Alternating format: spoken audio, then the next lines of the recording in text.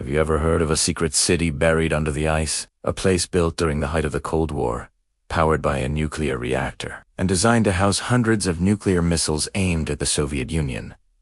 This isn't the plot of a spy movie. It's the real story of Camp Century, America's lost city under the Greenland ice sheet. In the late 1950s, the world was on a knife's edge. The United States and the Soviet Union were locked in a tense standoff, and both sides were looking for any advantage. The U.S. Army had a bold, almost unbelievable idea. What if they could hide a network of nuclear missile launch sites right under the enemy's nose? Or rather, over the top of the world. The plan was codenamed Project Iceworm. The location they chose was perfect for its secrecy and strategic position. The vast, desolate ice sheet of Greenland. Officially, the U.S. told the world, and even their Danish allies who technically owned Greenland, that they were building a scientific research station to study Arctic conditions. This public-facing project was called Camp Century, but its true purpose was far more sinister. The goal of Project Iceworm was to carve out a massive underground network of tunnels, stretching for miles, that could house and move up to 600 nuclear missiles on rails, ready to be launched at a moment's notice. It was a mobile, hidden, and supposedly invulnerable nuclear fortress. So, in 1959, construction began. Army engineers were sent to one of the most hostile environments on Earth. Using massive Swiss-made snow milling machines, they began to cut deep trenches into the ice. These trenches were then covered with arched steel roofs, and snow was blown back over them, creating a network of tunnels hidden from view. Within a few years, they had built a true city under the ice. Imagine living and working more than 20 feet beneath a constantly shifting sheet of ice. Camp Century had over 2 miles of these ice tunnels, connecting everything needed for a small, isolated community. There were prefabricated buildings that served as barracks for up to 200 soldiers and scientists. They had a fully equipped hospital, a laboratory for research, a recreation hall, a library, and even a chapel and a barber shop.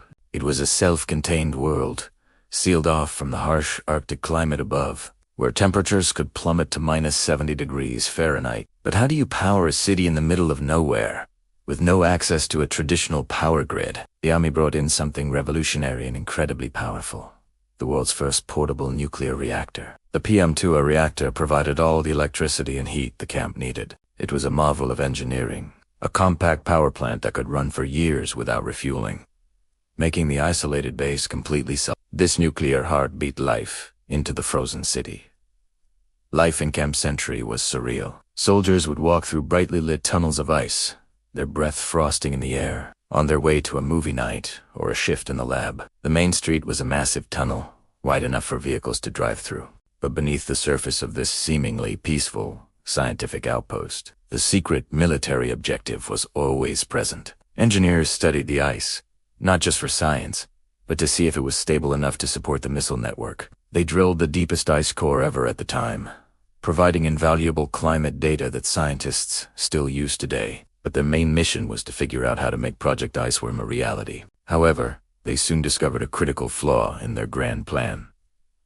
The ice sheet wasn't a static, solid block. It was a living, moving glacier. The tunnels and chambers they so carefully carved were being slowly but unstoppably crushed and distorted by the immense pressure of the ice. The city was deforming. Realizing the ice was too unstable to guarantee the safety and operational readiness of a missile complex, the U.S. Army had to face a difficult truth. Project Iceworm was a failure. The grand vision of a hidden nuclear arsenal under the ice would never come to be. The missiles were never deployed. In 1967, only 8 years after it was built, the U.S. Army abandoned Camp Century. They removed the nuclear reactor, but pretty much everything else was left behind. They believed the base and all its contents, the structures, the equipment, and the waste would be forever entombed in the ice. A frozen time capsule buried deeper and deeper by annual snowfall. For decades, that's exactly what happened. Camp Century was forgotten, swallowed by the Greenland ice sheet, becoming little more than a Cold War legend. Fast forward to 2024. The world has changed. The Cold War is over, but a new threat has emerged: climate change. And this new threat is bringing old secrets back to the surface. Using advanced airborne radar that can penetrate deep into the ice, NASA scientists flying over Greenland got a shock. Their instruments detected the ghost of Camp Century, perfectly preserved beneath the surface. The radar mapped out the entire facility in stunning detail, the network of tunnels, the buried buildings, the remnants of a city thought to be lost forever.